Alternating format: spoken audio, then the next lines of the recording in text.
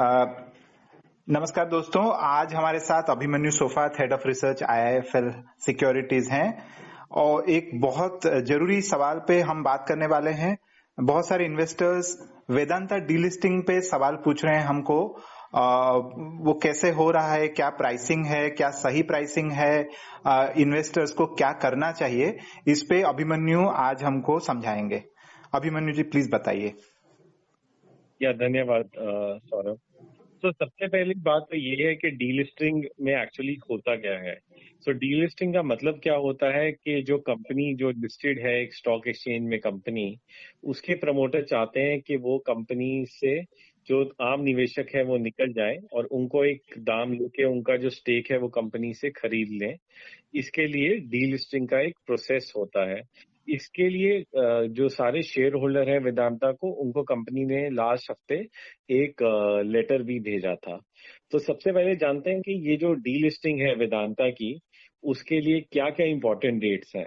तो आज यानी कि 5 अक्टूबर 2020 को रिवर्स बुक बिल्डिंग प्रोसेस शुरू हो गया है। जब आईपीओ होता है तो बुक बिल्डिंग प्रोसेस होता है। देखा होगा आपने कि कोई भी आईपीओ आता है तो उसका रेट होता है 100 रुपए से 102 रुपए, कि जो रेट पे लोगों को इंटरेस्ट है उस पे बिड करते हैं। इस पर्टिकुलर केस के अंदर रिवर्स बुक बिल्डिंग होता है, यानी क्या ऐसा रेट है जिसके अंदर लोग जो है अपना शेयर वापस कंपनी को बेचना चाहते हैं। तो ये रिवर्स बुक बिल्डिंग प्रोसेस है वेदांता का, ये 5 अक्टूबर 2020 से 9 अक्टूबर 2020 तक चलेगा। और इस पर्टिकुलर प्रोसेस में क्या होता है, मान लीजिए 30% शेयर होल्डर्स ने बोला कि मेरे को जो है डीलिस्टिंग 150 रुपए पे सही है, और बाकी 60% लोगों ने बोला कि मुझे 180 रुपए पे सही है, और 200 रुपए पे 10% ने बोला। तो इस पर्टिकुलर केस में डीलिस्टिंग में क्या होता है कि 90% शेयर होल्डर, उनकी सहमति होनी चाहिए।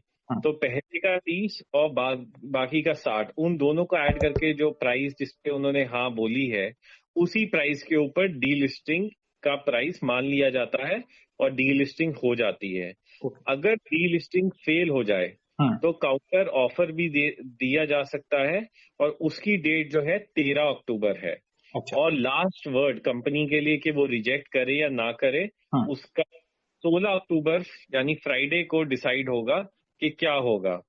और पे आउट जो है, अगर डीलिस्टिंग सक्सेसफुल हो जाती है तो वो 23 अक्टूबर को वो हो गई। ओके। ये है डीलिस्टिंग का मोटा मोटा प्रोसेस जो इस बारी होने जा रहा है। तो इसमें इतने सवाल क्यों आ रहे हैं? ये प्राइस इतना ज्यादा बढ़ चुका है, जो फ्लोर प्राइस दिया, इंडिकेटिव प्राइस जो उन्होंने दिया है, और बहुत सारे एडवाइजरी फर्म्स बोल रहे हैं कि हायर प्राइस होना चाहिए। तो आपको लग रहा है किस रेंज तक प्राइस वेदांता एक्सेप्ट करेगी या आगे ऑफर करेगी? तो सबसे पहली केवियट तो ये है कि वेदांता जो ग्रुप है, जो अग्रवाल जी का ग्रुप है, उसका अगर आप 1997 में आप देखिए कि कैसे सेसा स्टरलाइट का डील हुआ या फिर सेसा का डील हुआ, उससे ऐसा कॉन्फिडेंस नहीं मिलता है कि माइनॉरिटी शेयर होल्डर्स को पूरा वैल्यूएशन अनिल अग्रवाल ग्रुप देगा इस डीलिस्टिंग प्रोसेस के अंदर। अगर हम हिस्टोरिकल पर्सपेक्टिव से देखा जाए तो हमने हमेशा देखा है कि माइनॉरिटी शेयर होल्डर्स को बहुत अच्छा वैल्यूएशन नहीं मिलता है इस ग्रुप के साथ जब भी ये ऐसे प्रोसेस हुए हैं। Now coming to little bit of the specifics, जो फ्लोर प्राइस डिटरमिन हुआ है सेबी रेगुलेशन के हिसाब से, वो हुआ है 87 रुपीज 25 पैसे पर शेयर। और कंपनी ने क्या किया, कंपनी ने बोला कि अभी ऑयल में काफी ज्यादा नुकसान हो रहा है, ऑयल का रेट कम हो गया है, इसलिए उन्होंने अपना लॉस दिखा दिया, नॉन कैश लॉस दिखा दिया, लगभग 17,400 रुपए का। ना ये जो लॉस होता है इसे बुक राइट ऑफ कर दी है कंपनी ने, और उसकी वजह से ऐसा नहीं है कि आपका कैश जाता है, पर आपकी जो बुक वैल्यू है वो कम कर दी, और वो बुक वैल्यू अभी कम करके मार्च के एंड में हो गई थी 89 रुपीज 38 पैसे। आपके शेयर का रेट आज चल रहा है बाजार में, वो लगभग 136 रुपए के करीब का शेयर चल रहा है। इसमें खास बात यह है कि काफी ऊपर नीचे हुआ है पिछले कुछ महीनों में, जिससे निवेशकों को ऐसा लगता है कि उनको ज्यादा वैल्यूएशन अच्छा ना मिले। तो सबसे पहली बात तो ये है कि जो वेदांता है उसकी सिग्निफिकेंट स्टेक है हिंदुस्तान जिंक में, और हिंदुस्तान जिंक जो है उसके अगर हम शेयर्स की बात करें तो अगर ये डीलिस्टिंग हो जाता है तो अभी तो क्या है, आपको सब्सिडरी का डिस्काउंट हो जाता है होल्डिंग में वेदांता में, तो सब चीजों का ना इशू रहेगा आगे जाके। तो इसलिए लोगों को ऐसा लगता है कि जितनी वैल्यूएशन देनी चाहिए थी वेदांता की स्टेक की, हिंदुस्तान जिंक की, वो नहीं दी जा रही है।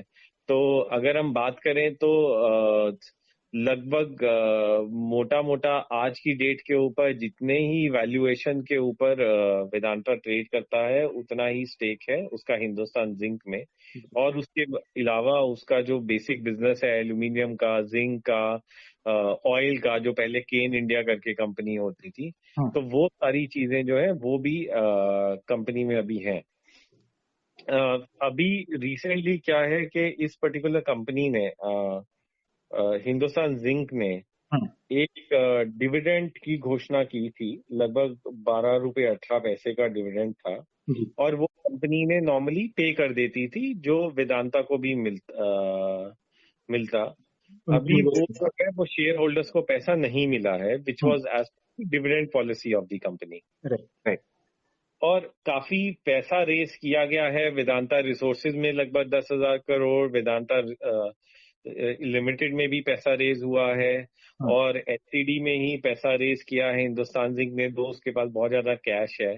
तो ये सारा जो कैश लिया गया है वो इस वजह से लिया गया है ताकि कंपनी पैसा इकट्ठा कर सके इस पर्टिकुलर डीलिस्टिंग में यूज करने के लिए।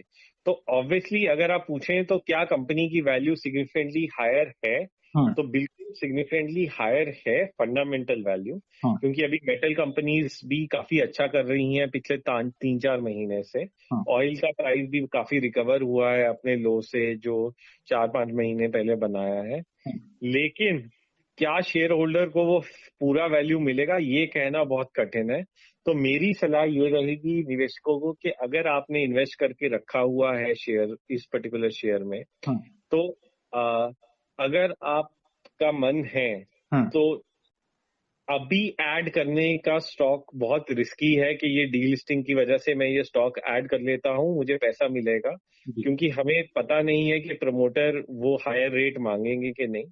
तो मुझे लगता है कि ये कंपनी जो है 150 रुपए से लेकर 190 रुपए के बीच के रेट के अंदर अगर मिलता है निवेशक को, तो निवेशक को हाँ बोल के इससे निकल जाना चाहिए। यही मेरी सलाह रहेगी निवेशकों के लिए।